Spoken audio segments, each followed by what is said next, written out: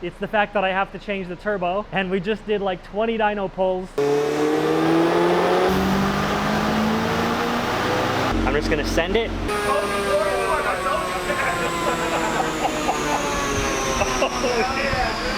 What is this thing? What is this? It's out of fuel. It's almost midnight. We made pretty insane power, way more than I thought I was gonna make.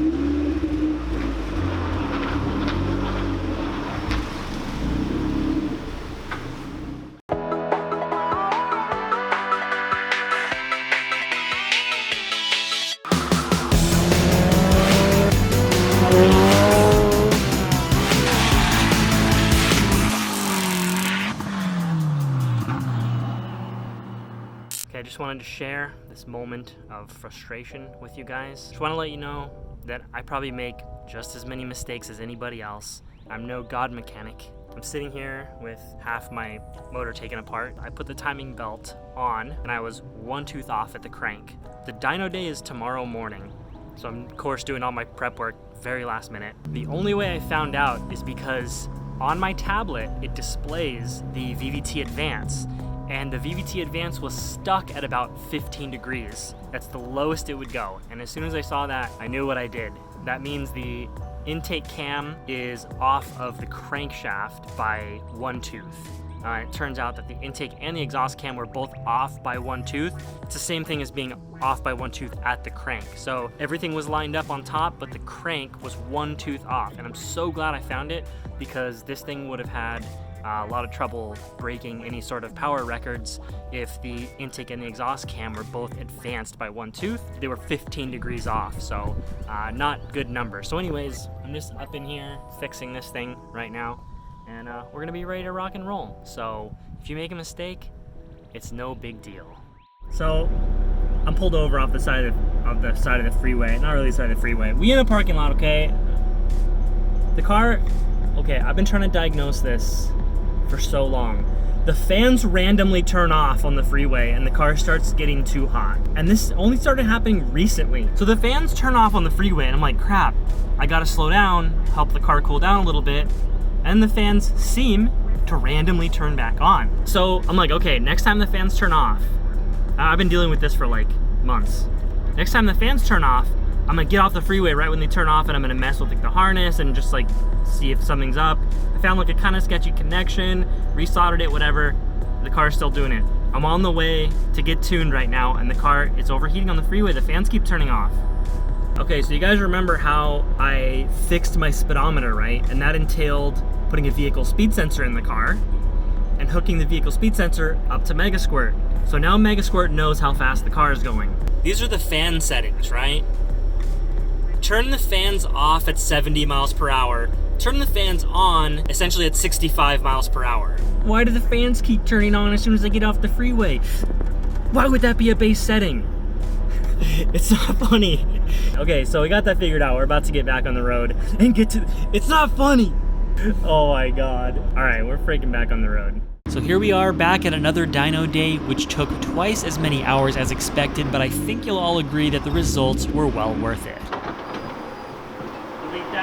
As usual, I tried to make the best use of my time on the dyno by collecting data and doing polls rather than explaining everything that was going on throughout the day, but don't worry, Miata Papa's got you covered with the full narration to bridge those gaps. So let's jump into this. What's going on, everybody? It's Greg Peters with the Car Passion channel, and we are back at SoCal's one-stop shop for Miata tuning, advanced engine dynamics, and it's been a while since old Red was on the dyno, but I've got a very special day planned out. You guys seem to love these dyno testing videos, so got some good stuff in store for you. The star of the show, however, is right here. This is an EFR 6758. It's one step up in turbo size from the turbo I have on that car. Now, if you're doing a built engine Miata, anywhere from mid to high horsepower, the turbo that's in the car, the 6258 and the 6758, are hotly debated online. And it's just response versus headroom, response versus top end horsepower. But how much response are you giving up by going to the bigger turbo? And how much headroom does this have? We're gonna find out today in the first ever head-to-head dyno test of the 6758 versus the 6258, and it's gonna be a fun day. Now I know I just went over a bunch of different numbers and it's all like technical jargon for now, so let me give you a simple explanation of the difference between these two turbos. One major thing that affects how quickly a turbo can spool up is the turbine wheel and the turbine housing. Now both of these turbos are gonna have the same specs on that side. The only difference is the compressor is a little bit bigger on this one. So this compressor can flow more air, but it's got the small turbine still. So the hope is that the engine's response and the spool up is still respectable, but you get a bunch of top end horsepower. So as always, I'm gonna have a link down below in the description to my website, a technical article that'll have, okay. The link down below in the description is gonna have a technical article that'll cover a lot more fine detail than I'm actually gonna go into in the video. It's also gonna have the high-res dyno graphs and all the stuff for my horsepower nerds out there, which includes myself. So check that out after you're done watching the video. What do you say we do some polls? First, a quick refresher on major changes between the last dyno day and today. Same turbo and fuel type, which is E85, about half a point higher compression due to a head shave. I replaced the LS2 coil setup with the AED coil on plug kit, and the biggest change is going from the Artec tubular bottom mount manifold and 3-inch exhaust to the Kraken MX5 cast bottom mount manifold and 3-inch exhaust. Now previously the car made 420 horsepower and 345 foot-pounds of torque at the wheels. Do I think it's going to make extra power while it's still on this turbo with the new setup? Absolutely not. Because I've verified both with compressor map plotting and compressor speed sensor data that this EFR 6258 simply doesn't have anything more to give. And if that last sentence made your brain melt and you want to learn more about finding the limit of a turbocharger, I'll link my video on the topic down below. So why didn't I just install the bigger turbo before arriving at the dyno? Because of all the other setup changes. Yes, it was a brutal 12+ hour day on the dyno, but this is simply the best data you can possibly get about these two turbos. Same weather conditions, same tank of E85, same dyno, same everything. And that's what I'm all about here at Car Passion, is accurate information. Now I will say that this video was not funded by anything other than my own bank account, and that includes the brand new EFR that I just bought. So if you love this content as much as I love making it, you can support it by buying me a gallon of E85 using the link in the description. Or you could just not do that and enjoy the video. I'm just happy you're here watching it.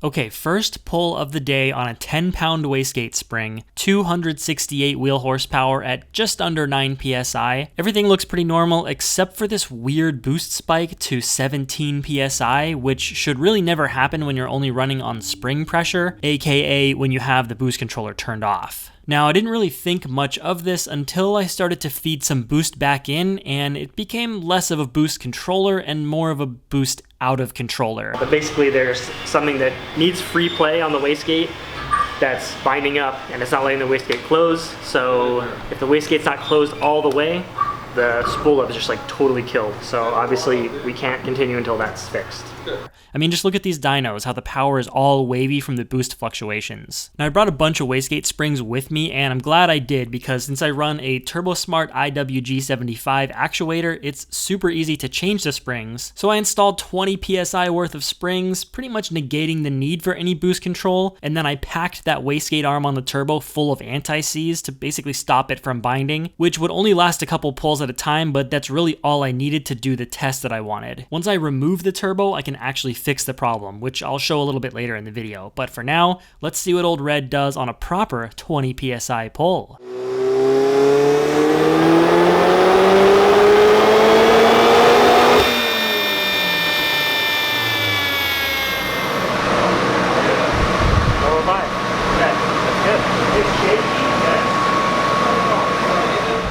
I just want to give you guys kind of a little update. Not too many exciting things have happened so far. We had to work through some issues, particularly with the boost control, changed some settings in the tune that took a while to figure out. Finally, we got everything figured out, and as you can see here, 405 horsepower, 352 foot-pounds of torque, which is right about where it should be at with this turbo.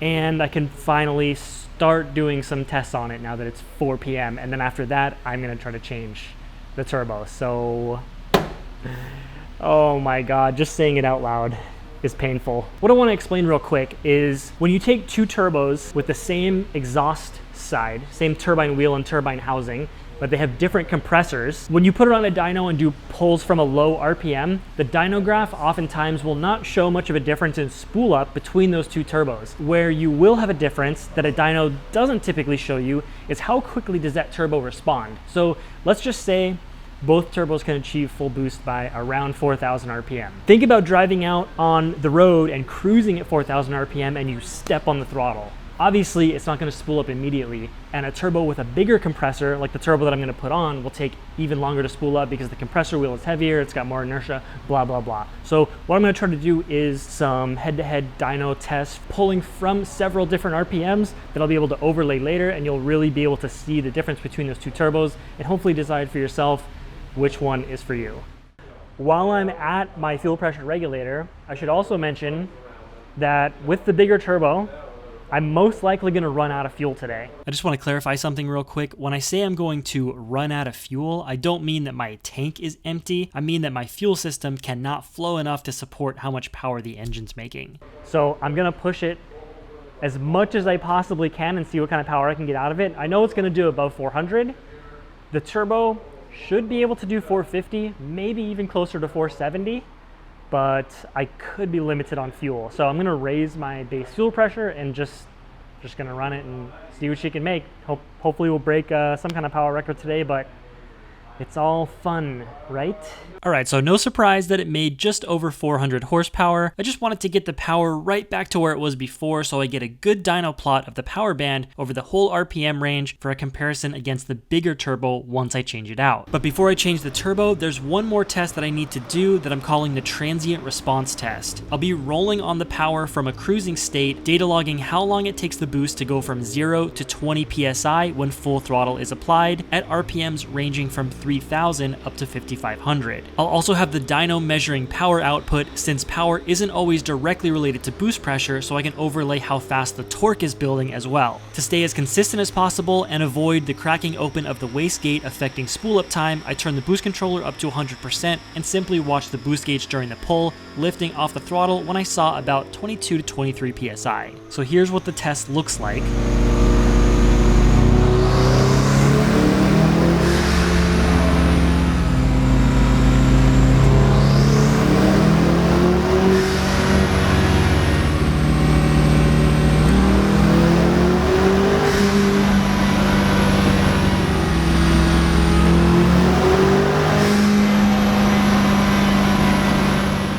And then this is what the data log looks like. You can see I'm doing a hit from 3,000 RPM, then 3,500, then 4,000, and so on. And all I need to do is expand this out and use the timestamps down below to see how fast the boost climbs on each hit. But these numbers really mean nothing until I test the other turbo, so I'll get into the data later in this video. All right, so I've done all my response testing, which there's really no point in me showing that yet in the video until I do the same exact tests on the bigger turbo.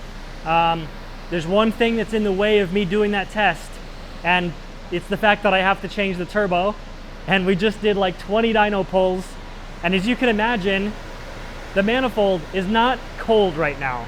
So we're gonna just have fans on it, let it cool off, and this is probably gonna be honestly the worst part of the entire day, but we're gonna get it done. It's for science, and I hope you guys love this information. We're making pretty good progress here. I'd say we're halfway done, but starting to get into the hard stuff. Well, I should say halfway to removing the first turbo. I have all the manifold nuts taken off, the wastegate actuator's taken off, the intake and the lower intercooler pipe are all loosened up or removed. And now when I pull this off, I can get this inner water line off, then I have to get the turbo feed off, which I can come in through this way, and then the last thing will be the oil drain, which I'll probably have to pull the splash guard. But yeah, that's kind of the toughest part about bottom mount manifolds is servicing anything down there with the lines or changing your turbo, but they're great for performance and they look cool with everything all tucked away down underneath. Get a nice straight downpipe. Yeah, I must continue on. Oh, the fruits of my labor. We're halfway there. There's a little bit of surface something or other, not really rust, but like corrosion or just like a surface that's formed between these two parts right here. So this should rotate pretty freely, and this was binding. So when the wastegate actuator, you can see how these parts have to rotate when the wastegate opens and closes. But this was binding, so the wastegate would open and then not close all the way. So we're gonna try to, I put a bunch of anti-seize on there, that's why it's all silver. But now that I'm swapping the turbo and we have this hole set up out of the car, we're gonna try to get a drill on this and spin the surfaces against each other and try to make them smooth. So that's what we're doing. I don't know if we'll be able to get it in there. All right. Oh, that seems to work okay. Oh, hold on. Sure. Oh yeah, I was gonna say, just make sure the wastegate closed. Right, so the whole turbo and manifold system is off the car. I have the plates removed that hold what's called the super core onto the turbine housing, and that means this can actually come apart now. And this is what's known as a Borg-Warner super core. Compressor wheel, compressor housing, CHRA, and turbine wheel assembly. And that's exactly what I've purchased brand new right here. Another super core. This whole setup is gonna attach to the old turbine housing. So the point I wanna get at here is the turbine wheels are exactly the same. The turbine housing is gonna be the same, which is what's gonna lead to hopefully similar spool up characteristics. Right now I'm gonna crack these compressors open so we can actually take a look at the difference between the compressor wheel sizes.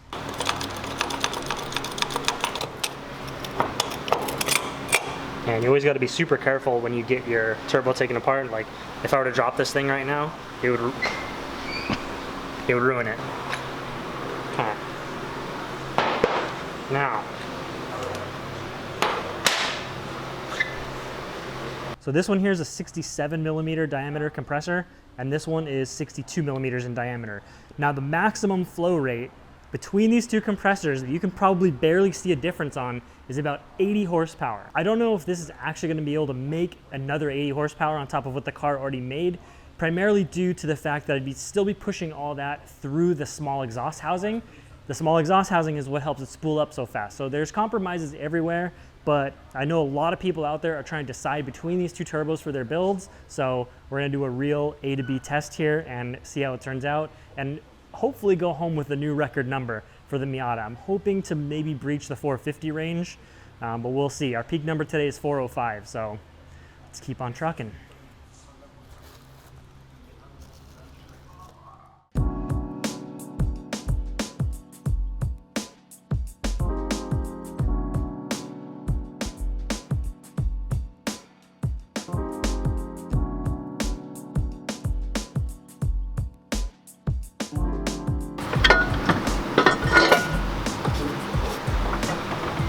Looks about the same.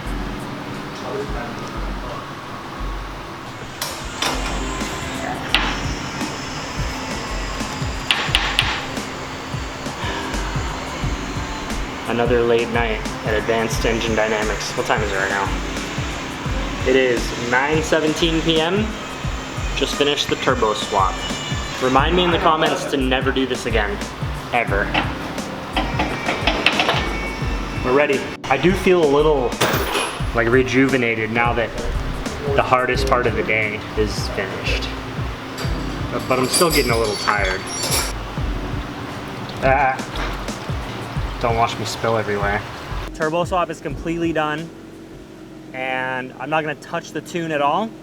I'm just gonna send it. I'm gonna watch my boost and AFR, make sure boost is staying under 23, 24 pounds, make sure the AFR is at least staying under 13s, and just see what it makes. If those numbers go outside of that range, I'll just abort the pull, massage the tune however it needs to be done. But yeah, I'm interested just to throw it down, basically no tuning, and see what it does. So here we go.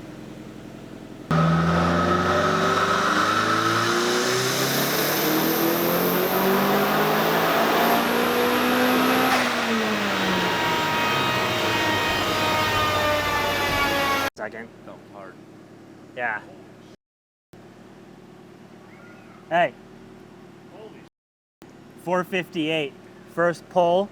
Not even tuned. I don't even know what boost it was at. Low 20s. AFR was safe enough. 450. We're done. That's it. I'm going home. Put your hand out.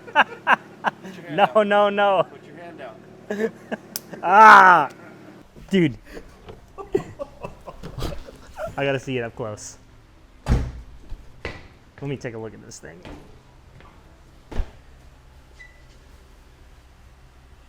The first pull?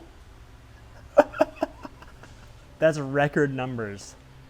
Let me see. Does anything... So, the boost, you can see on the graph, right above 7K, the boost just like fell off. I'm not really what's that? I'm talking about Speed Quinn. Oh. Oh, really? Yeah. Quinn, I'm sorry, my dude. All right, I'm just over here trying to work on my head, and I get a post notification from Advanced Engine Dynamics that the homie Quinn in his 1.6 just made 451 wheel horsepower on a Garrett G25 550. I will not stand for this. That's odd about the boost. It doesn't look like it blew a coupler or anything. I'm gonna take a look at the data log right now and see if I can find anything suspicious.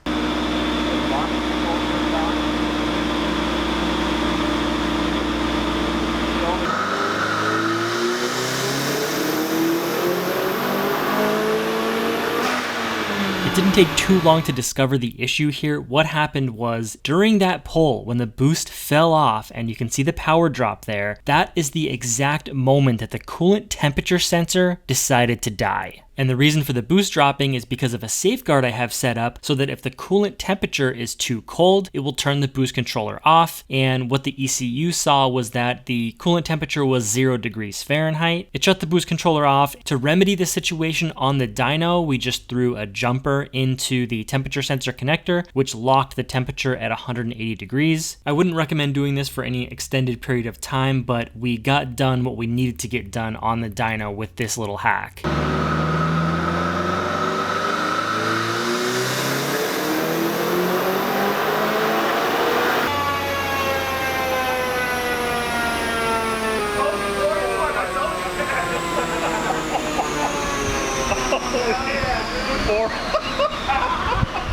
Hell yeah! Holy hell yeah!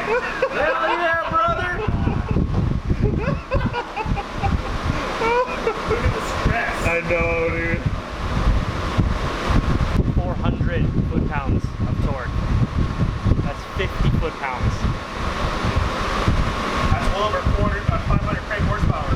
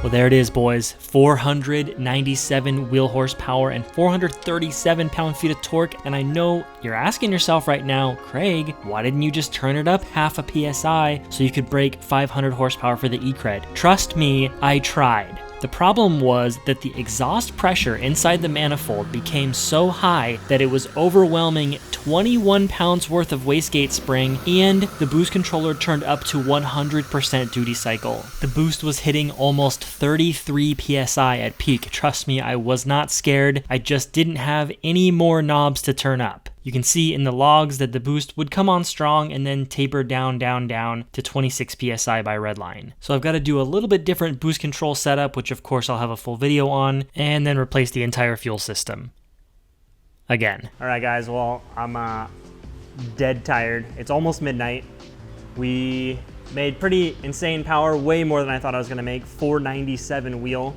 And we tried multiple times, multiple passes, little fine tuning of the timing table and the fuel and all that to try to just bump it over that 500. It just wasn't gonna happen today, but it's all good. I'm super stoked on the results. What else do I have to say? We're totally out of fuel. At 497, there's really not even enough fuel to run 497 like on the street. In the dyno conditions, everything's real controlled. Got fans everywhere, got people listening to the motor, so we can do it here, but I basically need to upgrade the fuel pump before I can try to crack that 500 number, which it's gonna be a little while before I come back here because these days take a lot out of me. But 497 wheel, what else is there to say? You know what I mean? So, got about an hour and a half, hour and 45-minute drive home, and I'm ready to get the heck out of here, and I will catch you guys soon. You thought class was over? No. Sit back down. Bobby, put that paper airplane down right now. We're not done yet. We still got to do some data crunching to figure out which one of these turbos is actually best for you. Now we get to dive into the juicy stuff, the stuff that you're not going to find in the average YouTuber's dyno video. And man, we have a lot of information to look at here. Honestly, this could probably be its own separate video, but I'm just going to unpack it all right here. Dyno nerds unite, this is going to be the video for you. So I want to start with this base pull right here, and this is the main reason I wanted to bring the car to the dyno with the old turbo, and this exact pull right here helped me verify two things. Number one, that the engine is still pretty much in the same health that it originally was when I built it, and number two, I wanted to see if there was any major differences caused by the entirely new exhaust system, including the manifold. So what I'm looking at here is the car made a peak of 405 horsepower, and from the data log I can see that was at exactly 20.4 PSI. Previously, the car made 420 horsepower at 21.0 PSI. So I can see, even though technically the peak number is not quite as high, it's right on par with what it was before. But the other interesting thing that I wanted to get from this is looking at the spool up. When you change the manifold on a turbo system, it can greatly affect the spool up. And one of the main things I've always been so proud about on this build is how quickly the turbo spools and how this thing absolutely freight trains out of corners. And that's because it can make 300 foot-pounds of torque at 3,700 RPM. Now, those numbers probably really don't mean much to most people, but if you look at some dyno sheets of high-powered Miatas, pay attention to how many of them are actually hitting 300 foot-pounds by 3,700 RPM, or even 250 foot-pounds by 3,400 RPM. In my opinion, that's what makes this car so fun to drive. And that's what I was most concerned with losing by opting for the larger turbo. But we're gonna get into that in just a second. The last thing I wanna cover on this baseline run, pulling up the data log here, looking at the maximum horsepower number, 405 horsepower, you can see that the compressor speed of the turbo is 174,000 RPM. And technically you're only supposed to spin this turbo to 170,000. And that tells me that there really is nothing left for it to give. So this is pretty much what this turbo can do at its maximum performance. Now this is where things get real interesting. Let's overlay one of the best pulls of the night from the larger turbo, the 6758, and just see how it compares at a glance. The first thing to look at here is everything below 3,800 RPM, where both turbos are still spooling up and they have not reached their peak boost yet. They're just ramping up that boost as quickly as possible. In red, the 6758, look at this ramp up in torque. It's almost identical to the smaller turbo. It's losing almost nothing here. You're looking at a difference of about 100 RPM in spool up. So at 3,400 RPM, you're looking at an extra 13 foot-pounds of torque. and at 3,700 RPM, you're looking at an extra 11 foot-pounds of torque. That's a loss of about 3.5%. Let's compare that with the power gain in the high RPM, which is 22%, going from 405 up to 497 horsepower. But as I talked about earlier, doing a dyno pull from low RPM doesn't always show all the information, which is why I did several pulls from all different RPMs, and let's go ahead and take a look at that and see how much transient response is sacrificed going to this larger compressor wheel. So what I did here is I rolled on throttle from 3,000, 3,500, 4,000, and 4,500 RPM with each of the different turbos so I could overlay the data and see how quickly is the turbo spooling up in a situation where you're rolling on at higher RPM, which technically that's where the difference should be shown between a bigger and smaller compressor wheel, simply because a heavier compressor wheel is obviously going to be harder to spin up. So I recorded not only how quickly the power comes on, but also how quickly the boost comes on via some data logs. Let's just pick one here, the hit from approximately 3,500 RPM. The one you're looking at right now is on the smaller turbo, and what I'm going to bring up is the hit on the bigger turbo. And because the hits weren't perfectly at the identical same RPM, one is going to show a little bit higher on the dyno graph, but what you want to pay attention to is the slope. That's telling you how fast the power is building. Anyone can tell, if you look at these lines, you can see the power is building at the same exact rate from 3,500 RPM. If I compare the 4,500 RPM hit on both turbos, it shows the same exact thing. Don't look at the fact that one of the lines is higher than the other. That's simply because the hit was started slightly earlier, but look at the slope of the lines. They're identical. The power is coming on at the same rate, and over in the data logs, it's showing the same thing. Here's all the different hits. I'm just going to choose this one, which is the 4,500 RPM hit. You can zoom in on it here, and what I want to see is the time it took to get into positive pressure all the way up to 20 PSI. So it's just getting into boost right here. I'm just gonna click and drag until I can see that it's crossed over 20 PSI. And then this right here tells me that it took the bigger turbo 0.86 seconds to spool from 0 to 20 PSI at 4,500 RPM. Now, if I look at the same information, the data log from the spool test on the smaller turbo, it spooled 0 to 20 PSI in 0.79 seconds, a difference of only 0.07 seconds. So yes, there is a measurable difference in transient response. And if that is the main thing you care about on your build, then absolutely the smaller turbo will be better for you. But in my opinion, a 6758 is the obvious choice. And I don't even know the true headroom of this turbo yet because I didn't even get a chance to max it out because of my fuel system. So why don't I go to an even bigger compressor? Well, there is a limitation to this in that once you get to a certain power level, you just can't force all that air through the same small little turbine housing. You have to go to a bigger AR on the turbine housing and a bigger turbine wheel, and that will definitely have a huge impact on how fast the turbo can spool. So it is all about finding a happy medium. I just really think I found it with the EFR 6758. I'm also guessing that's the reason that this is the biggest compressor wheel you can get on this turbo. The next size up would be the 7163, and that does have a larger turbine housing and larger turbine wheel and is a much slower spooling turbo, but again, with way more headroom, that thing can probably make above 600 horsepower. But for what I enjoy doing with my car, it's just not the turbo for me. So anyways, very long day on the dyno. Was it worth it?